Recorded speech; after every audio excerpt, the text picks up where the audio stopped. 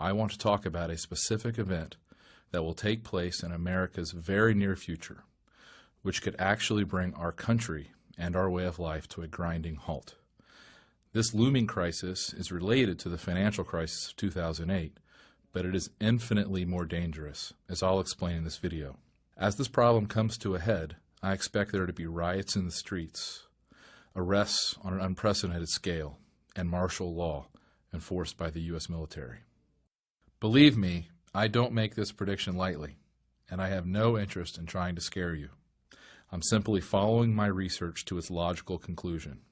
The same financial problems I've been tracking from bank to bank, from company to company, for the last 5 years have now found their way into the U.S. Treasury. You see, I can tell you with near 100% certainty that most Americans will not know what to do when commodity prices, things like milk, bread, and gasoline, soar. They won't know what to do when banks close and their credit cards stop working, or when they're not allowed to buy gold or foreign currencies, or when food stamps fail. In short, our way of life in America is about to change, I promise you. In this video, I'll show you exactly what's happening. You can challenge every single one of my facts, and you'll find that I'm right about each allegation I make, and then you can decide for yourself. Will you act now to protect yourself and your family from the catastrophe that's brewing right now in Washington, D.C.? I hope so. That's why I made this video. In short, I believe that we as Americans are about to see a major collapse in our national monetary system and our normal way of life. Basically, for many years now, our government has been borrowing so much money, very often using short-term loans, that very soon we will no longer be able to afford even the interest on these loans. Again, I say these things as an expert in accounting and financial research. You may not think things are that bad in the U.S. economy, but consider this simple fact from the National Inflation Association. Even if all U.S. citizens were taxed at 100% of their income, it would still not be enough to balance the federal budget. We'd still have to borrow money just to maintain the status quo. For example, when Fannie Mae and Freddie Mac collapsed in the summer of 2008, the U.S. government responded by simply guaranteeing all of their outstanding debt. Since then, these companies have recorded hundreds of billions of losses, all of which were passed along to the government.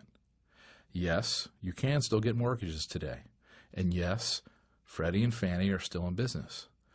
But the costs associated with these programs are piling up at the U.S. Treasury, and they are enormously expensive.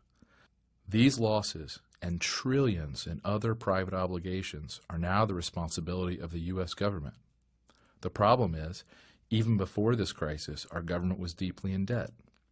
With each additional commitment, we sink further and further into debt, closing in upon the moment that we can simply no longer afford even the interest payments on our obligations. According to even my most conservative calculations, using numbers provided by the Congressional Budget Office, a debt default by the U.S. government would be inevitable were it not for one simple anomaly, the one thing that has saved the United States so far. I'm talking about our country's unique ability to simply print more money. You see, the U.S. government has one very important weapon to use in this crisis. The U.S. is the only debtor in the world who can legally print U.S. dollars. And the U.S. dollar is known as the world's reserve currency. The dollar forms the basis of the world's financial system. It is what banks around the world hold in reserve against their loans. That's a secret that most politicians don't understand. As things stand now, the U.S. government can't go broke in any ordinary sense of the word because it can simply print dollars to pay for its bad debts. That's what it's been doing since March of 2009. That might sound pretty good at first. Since we can always just print more money, what's there to worry about? Well, let me show you. You see, as things stand today, America is the only country in the world that doesn't have to pay for its imports in a foreign currency. Let's say you're a German and you want to buy oil from Saudi Arabia. You can't just pay for your oil in German marks or the new euro currency because oil is priced in U.S. dollars. So You have to buy dollars first, then you buy your oil. And that means the value of the German currency is of great importance to the German government. To maintain the value of its currency, Germans must produce at least as much as they consume from around the world. Otherwise, the value of its currency will begin to fall, causing prices to rise and its standard of living to decline. But in America, we can consume as much as we want without worrying about acquiring the money to pay for it, because our dollars are accepted everywhere around the world. In short, for decades now, we haven't had to produce anything or export anything to get all the dollars we needed to buy all the oil and other goods our country required. All we had to do was borrow the money. And boy, did we. Take a look at this chart. Even as late as the 1970s, America was the world's largest creditor. But by the mid-1980s, we'd become a debtor to the world. And since the late 1990s, we've been the world's largest debtor. Today, our government owes more money to more people than anyone else in the world. And that was before the financial crisis. In short, with all of these bad debts piling up, we've had to begin repaying our debts by printing trillions of new dollars. The impact of this is only just now beginning to be felt. Once our creditors figure out what's happening, they're going to be very angry. I believe they will either completely stop accepting dollars in repayment or greatly discount the value of these new dollars. I'm sure you think that sounds crazy, but as I'll show you, it's already happening. And that will make our consumption-led way of life impossible to afford. Just think about the price of oil. Access to cheap oil has been America's #1 gift of owning the world's reserve currency. This, along with several other government policies, has made gas cheaper in the U.S. than almost anywhere else in the developed world. I know you may think gas prices have skyrocketed in recent years, but look at how much less we pay than other developed nations. According to a recent study by Kiplinger's Personal Finance, we pay around $3.61 a gallon on average here in the U.S., but in Canada it's $5.56.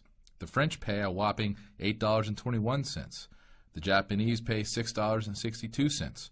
Australians pay $5.41, and the Chinese pay $4.54. And here's the thing. If oil is no longer priced in dollars, the price of oil for Americans will skyrocket immediately. It will change our lives overnight. Airline travel will get much more expensive. The cost to ship goods by truck to grocery stores around the country will get much more expensive. Farming itself will get a lot more costly. So will commuting to work, taking a taxi. Just about everything we do will suddenly get much more expensive. And remember, in order for prices to start skyrocketing, all that has to happen is that other countries start preferring payments in something besides U.S. dollars. The U.S. dollar has been the world's reserve currency for decades now, so most Americans don't have a clue about what the repercussions are of losing this status.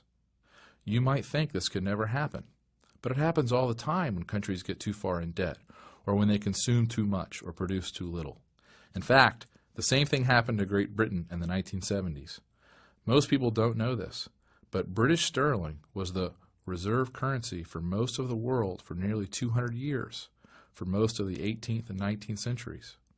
It continued to play this role until after World War II, when America was forced to prop up Britain's economy with foreign aid. Remember the famous Marshall Plan, when we gave billions to help European countries rebuild? Unfortunately, though, Britain pursued a socialist national agenda. The government took over all of the major industries.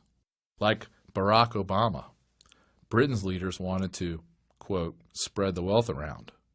Pretty soon, the country was flat broke.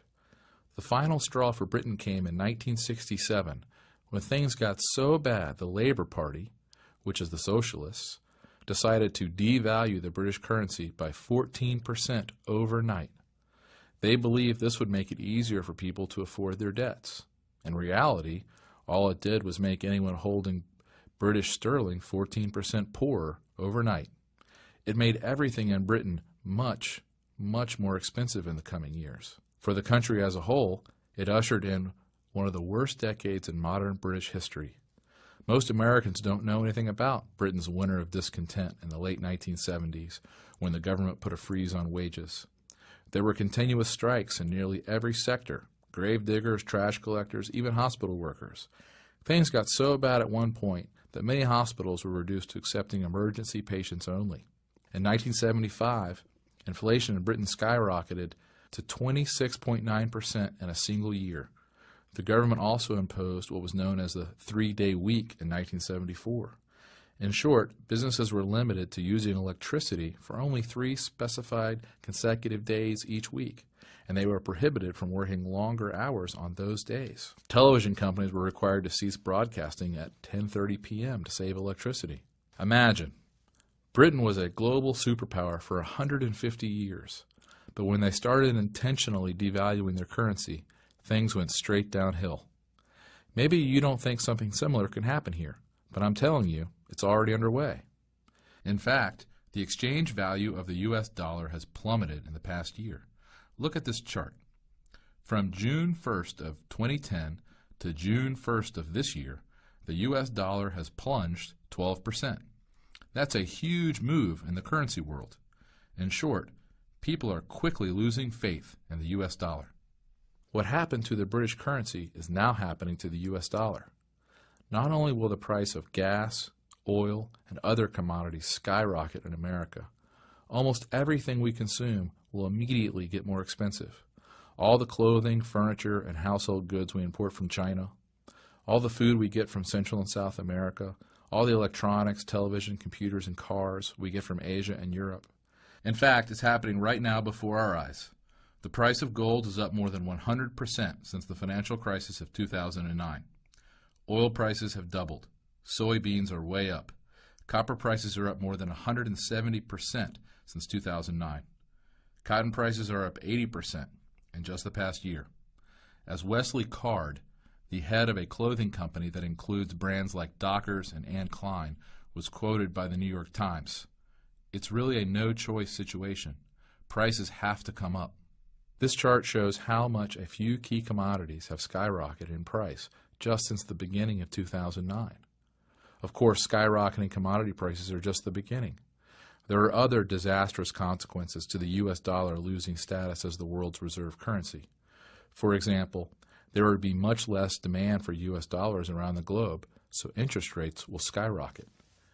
Instead of getting a mortgage at today's incredibly low rates of 4.5%, it might cost you 8%, or even 10%, or 15%.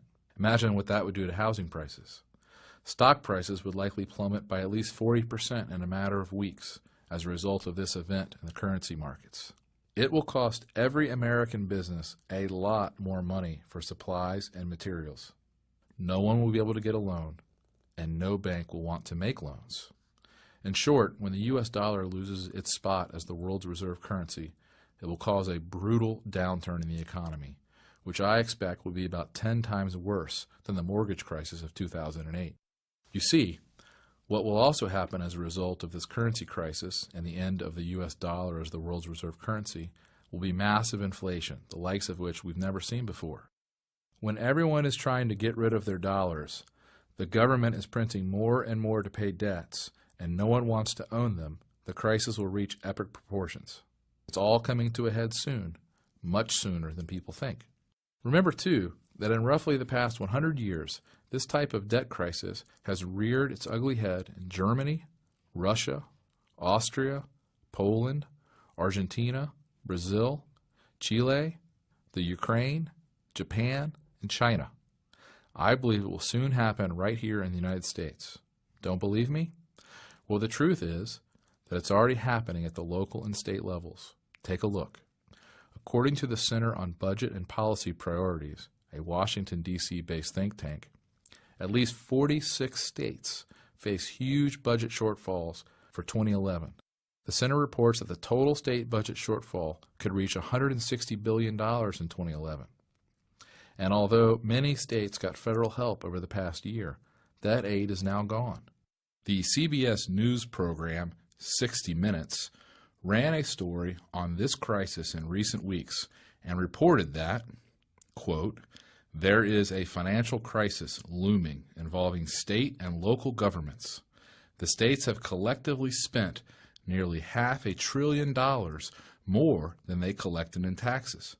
There is also a $1 trillion hole in their public pension funds. So, what are these desperate governments trying to do? You won't believe their proposals. The state of Arizona, for example, announced in early 2010 that it is selling $735 million worth of government-owned buildings, but will still occupy them by paying a 20-year lease. The government is selling the legislative buildings, the House, the Senate, the state Capitol Executive Tower, the state fairgrounds, even prisons. In California, the state has taken the radical step of opening its prison doors and releasing thousands of inmates. About 11% of the state budget goes to the penal system. That's more than they spend on higher education. So California is slashing the number of inmates by 6,500 people next year. In other words, they're cutting loose about 4% of the prison population. Incredibly, other states, including New York, may do the same thing. In Georgia, the government is proposing taking out dead peasant policies on state employees. When these folks die, the money won't go to the dead person's family, but to the state's coffers to help pay for more programs, insurance, and pension liabilities. It's simply incredible, isn't it? State and municipal governments are so broke and so desperate that they are taking unprecedented steps to at least temporarily avoid bankruptcy. Nearly every state in the union is talking about legalizing some form of gambling to boost tax revenue. California still wants to legalize marijuana, even though it was defeated in the recent election. Of course, none of these ridiculous steps will work in the long run. And the truly amazing thing is that the U.S. federal government is in even worse shape than the local governments. The only reason we haven't seen the full brunt of this crisis yet on the federal level is because we've just continued to pile on more and more debt. The states can't print money, but the federal government can, at least for now. And for the moment, this is all that is preventing a currency collapse of unprecedented proportions. This is the important point. What most people don't realize is that the U.S. government can only continue printing dollars as long as the U.S. dollar remains the world's reserve currency. In other words, this is all going to fall apart much sooner than people think. In fact, it's already happening. The first steps are already well underway. It's happening right now before our very eyes. I can't stress this enough. You need to act now in order to protect your assets and grow your savings in the next few years. In the next few minutes, I'm going to show you exactly how I'm protecting my own money and what I recommend doing with yours. But first, let me show you exactly what's going on right now. Like I said, most Americans don't believe the U.S. dollar could ever lose its spot as the world's reserve currency. But I'm here to tell you this process is already well underway. For example, although it went almost completely unreported in the U.S. press, last fall a group of the world's most powerful countries, including China, Japan, Russia, and France, got together for a secret meeting without the United States being present or even knowing about the meeting. Veteran Middle East reporter Robert Fisk reported on this event in Britain's independent newspaper. In the most profound financial change in recent Middle East history, Gulf Arabs are planning, along with China, Russia, Japan, and France, to end dollar dealings for oil, moving instead to a basket of currencies, including the Japanese yen, Chinese yuan, the euro, gold, and a new unified currency planned for the nations in the Gulf Cooperation Council, including Saudi Arabia, Abu Dhabi, Kuwait, and Qatar. Fisk also interviewed a Chinese banker who said this: These plans will change the face of international financial transactions. America and Britain must be very worried. You will know how worried by the thunder of denials this news will generate. And sure enough, after Fisk published the details of this secret meeting, U.S. officials and central bankers from around the globe denied these plans. But as the old central banking adage goes, how do you know exactly when a currency will be devalued? The answer? Right after the head of the central bank goes on television to adamantly deny any such transaction will occur. And guess who just went public in recent weeks with a statement about how the U.S. will not devalue its currency?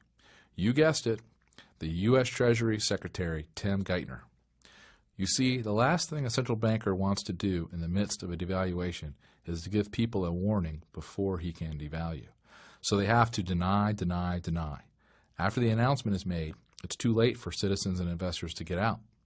Like I said, what's incredible is that this story of a secret meeting among most of the major powers besides the U.S. was greatly underreported in the American press. But you know what? The way I see it, it's much more telling to look at actions rather than government press releases. For example, here is what is happening right now in the real world. When you read these facts, I think you'll agree with me that the U.S. dollar's days are numbered as far as remaining the world's reserve currency. China is getting out of the dollar. Zhuang Sui, a former vice chairman of the Standing Committee, said that China is going to stop putting so much money into U.S. dollars and will instead look to the Japanese yen and the euro. China holds more U.S. dollars than anyone else on the planet, but China is getting out of the U.S. dollar as fast as they can without crashing their own economy. Look at this chart. It shows that China's holdings of U.S. dollars peaked in 2009, but China is unloading as many dollars as they can as quickly as possible. This is just one sign of the end of the U.S. dollar standard. There are many more, like this one. As I'm sure you are aware, for years the U.S. dollar has been accepted almost universally around the globe. Heck, many times when I've traveled, I never even bothered to convert to the local currency because I knew everyone would take my dollars. Well, that's simply not the case anymore. HSBC, one of the largest banks in Mexico, no longer allows you to deposit U.S. dollars into their banks. They've done this on the heels of money laundering allegations, but we suspect they also simply don't want to be stuck with tons of U.S. dollars as the currency continues to decline. This move would have been unimaginable 10 years ago, that a big bank in Mexico would no longer accept U.S. dollars for deposit. But today, it's the harsh reality. And Mexico is not the only place this is occurring. Reuters reports that the same thing has happened in 2008 in one of Europe's most popular tourist spots. Currency exchange outlets in Amsterdam have been reportedly turning away customers who want to exchange their U.S. dollars for euros. In India, the country's tourism minister said in 2008 the U.S. dollars will no longer be accepted at the country's heritage tourist sites like the Taj Mahal. And the U.S. dollar is no longer good anywhere in Cuba. The New York Times reports that now many shops in China no longer accept dollar-based credit cards issued by foreign banks, and foreigners cannot convert American dollars into renminbi beyond a given quota. Iran, of course, has already moved all of its reserves out of U.S. dollars, and Kuwait depegged its currency from the dollar a few years ago. Bloomberg News recently reported that China and Russia plan to start trading in each other's currencies to diminish the dollar's role in global trade. Banu Bawaja of UBS Bank said, given the risk to the dollar and U.S. assets from their fiscal position, they want to reduce their dependency on the dollar as an invoicing currency. That's why the smartest investors are taking action. Bill Gross, who probably knows as much about currencies and debt as anyone in the world, runs the world's biggest bond fund. He was quoted by Bloomberg. We've told all of our clients that if you only had one idea, one investment, it would be to buy an investment in a non-dollar currency. That should be on top of the list. Jim Rogers, one of the world's most successful multimillionaire investors, writes, the dollar is not just in decline, it's a mess. If something isn't done soon, I believe the dollar could lose its status as the world's reserve currency and medium of exchange, something that would lead to a huge decline in the standard of living for U.S. citizens, like nothing we've seen in nearly a century. I know, you probably still don't believe it can happen here in the United States, but think about it. Are we as Americans really immune to the laws of economics and finance? I don't think so. And every circumstance I know of in which a government has tried to inflate its debts away has ended in disaster. It will happen here too. As Jim Rogers says, history teaches us that such imprudent monetary and fiscal behavior has always led to economic disaster. This is why World Bank President Robert Zoellick, in a speech at the School for Advanced International Studies at Johns Hopkins University, recently said, "The United States will be mistaken to take for granted the dollar's place as the world's predominant reserve currency. Looking forward, there will increasingly be other options to the dollar." And this is why the International Monetary Fund recently published a paper calling for a new global world currency. A paper entitled "Reserve Accumulation and International Monetary Stability," written by the Strategy, Policy, and Review Department of the IMF, recommends that the world adopt a global currency called the Bancor, with a global central bank to administer the currency. The report is dated April 13th, 2010. And no, unfortunately, this is not just a bad rumor. This is a deadly serious proposal and an official document from one of the most powerful institutions in the world. Do you see where this is all heading? This is why gold and silver prices are soaring. It's not a matter of if the U.S. dollar will lose its status as the world's reserve currency. It's simply a matter of when. Investors know there are serious problems with the U.S. dollar, so they are fleeing to precious metals, which have historically been very reliable when a country has major currency problems. But first, let me explain why the collapse of the dollar as the world's reserve currency could happen much sooner than most people expect. I know many of my friends, colleagues, and family members are still in serious denial. In the world of psychology, they call this the normalcy bias. You see, the normalcy bias actually refers to our natural reactions when facing a crisis. The normalcy bias causes smart people to underestimate the possibility of a disaster and its effects. In short, people believe that since something has never happened before, it never will. We are all guilty of it. It's just human nature. The normalcy bias also makes people unable to deal with a disaster once it has occurred. Basically, people have a really hard time preparing for and dealing with something they have never experienced. The normalcy bias often results in unnecessary deaths in disaster situations. For example, think about the Jewish populations of World War II. As Barton Biggs reports in his book, Wealth, War, and Wisdom, by the end of 1935, 100,000 Jews had left Germany, but 450,000 still remained. Wealthy Jewish families kept thinking and hoping that the worst was over. Many of the German Jews, brilliant, cultured, and cosmopolitan as they were too complacent. They had been in Germany so long and were so well established, they simply couldn't believe there was going to be a crisis that would endanger them. They were too comfortable. They believed that Nazis' anti-Semitism was an episodic event and that Hitler's bark was worse than his bite. They reacted sluggishly to the rise of Hitler for completely understandable but tragically erroneous reasons. Events moved much faster than they could imagine. This is one of the most tragic examples of the devastating effects of the normalcy bias the world has ever seen.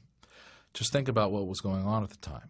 Jews were arrested, beaten, taxed, robbed, and jailed for no reason other than the fact that they practiced a particular religion. As a result, they were shipped off to concentration camps. Their houses and businesses were seized. Yet most Jews still didn't leave Nazi Germany because they simply couldn't believe that things would get as bad as they did. That's the normalcy bias, with devastating results. We saw the same thing happen during Hurricane Katrina. Even as it became clear that the levee system was not going to work, tens of thousands of people stayed in their homes directly in the line of the oncoming waves of water. People had never seen things get this bad before, so they simply didn't believe it could happen.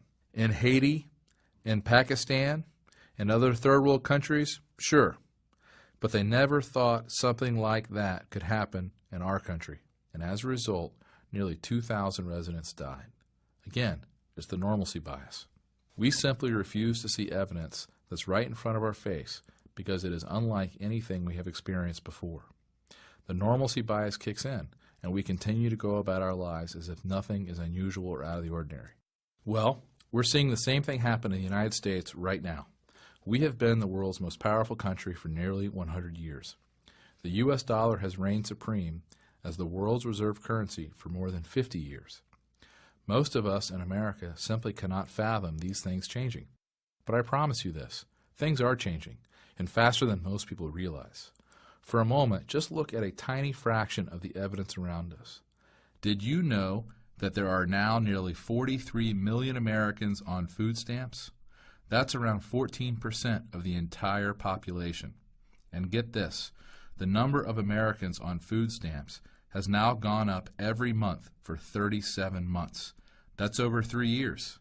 Can a country really be in good shape when 14% of the population can't even afford to buy food? Or how about this? Although it's gone almost completely unreported in the mainstream press, a dozen or so cities across the nation, like Fresno, Sacramento, and Nashville, have hundreds of people living in modern-day Depression-era shantytowns. The Fresno shantytown has received the most publicity after a visit by Oprah Winfrey. There, about 2,000 residents are homeless. They even have a security desk at the shelter because the encampment has gotten so large. City officials say they have 3 major encampments near downtown and smaller settlements along 2 local highways. Also, according to a recent article on MSN Money, about 43% of American families spend more than they earn each year. Look at this chart. It's unbelievable. The average household carries $8,000 in credit card debt, and personal bankruptcies have doubled in the past decade. How in the world can we possibly spend our way out of the current crisis? We certainly can't do it with savings. The only answer is to print more money, which will hasten the fall of the U.S. dollar as the world's reserve currency. There is simply no one better at bending statistics than the U.S. government. Take the unemployment rate, for example. Back in the 1930s, anyone without a job but not retired was considered unemployed. Today, however, the government calculates unemployment mainly by counting the number of people receiving unemployment benefits. So, when people's benefits expire, they are no longer counted, and the unemployment rate actually falls. Ridiculous, I know.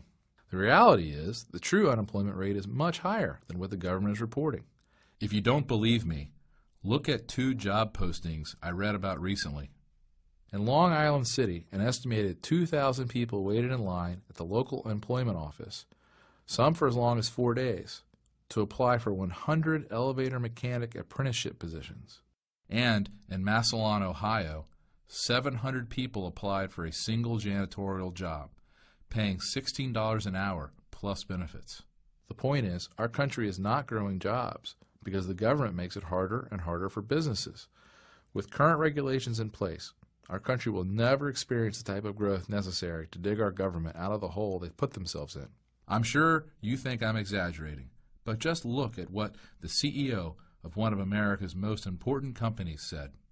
Intel CEO Paul Otellini said in a recent speech, "I can tell you definitively it costs $1 billion more per factory for me to build, equip, and operate a semiconductor manufacturing facility in the United States."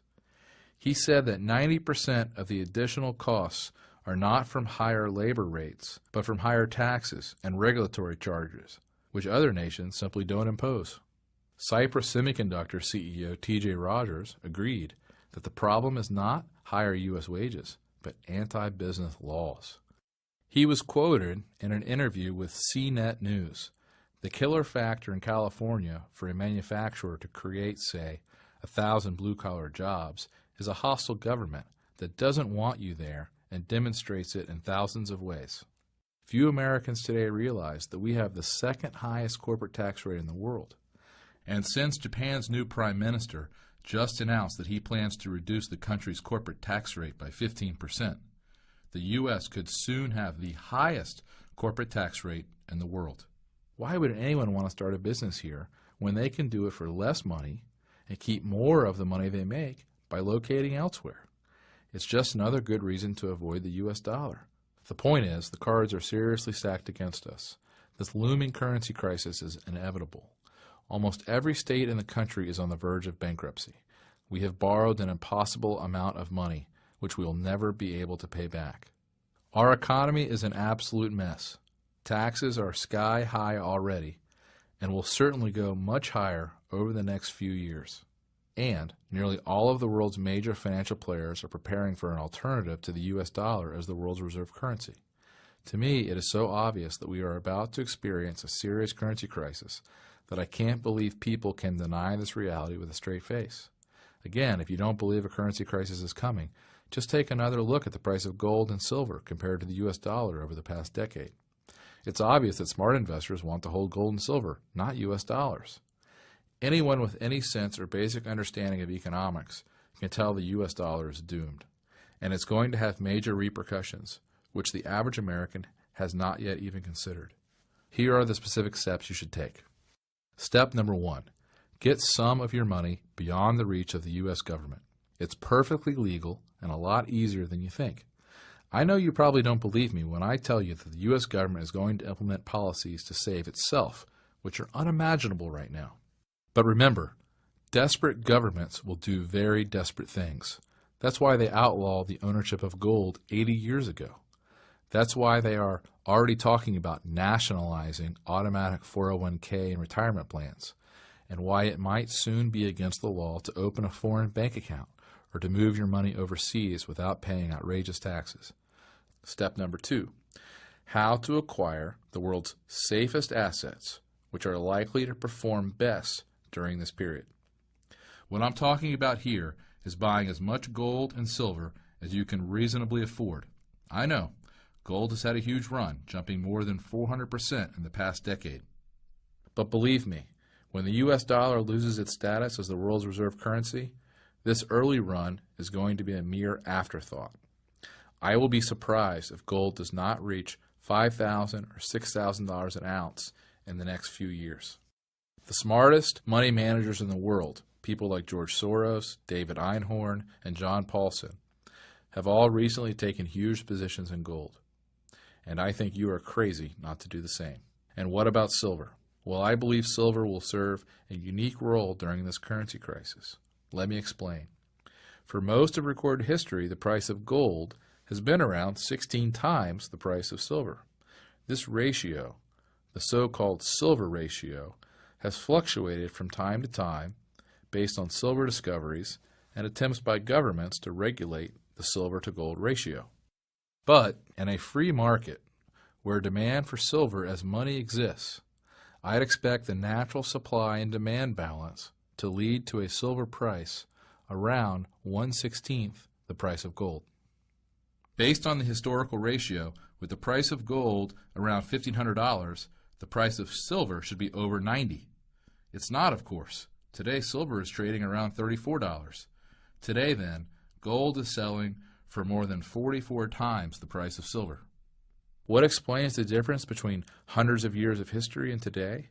Why is silver still so cheap relative to gold?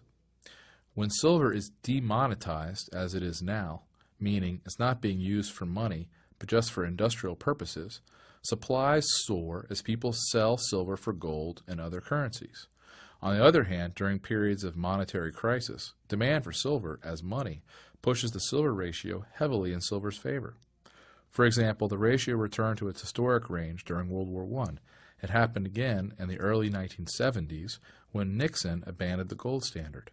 It also happened most famously in 1979-1980, when it seemed as if America was really entering a serious money crisis. Most people don't know this, but silver is actually the best performing asset of this century, not gold. As my multimillionaire friend and currency expert Chris Weber pointed out, gold has risen from $256 to $1,500 since 2001. That is a rise of over 500%. Silver has risen from $4.02 to $34. That is a rise of 845%. In short, silver is the best hedge against a money crisis. As the dollar fails, silver will once again be in demand as money.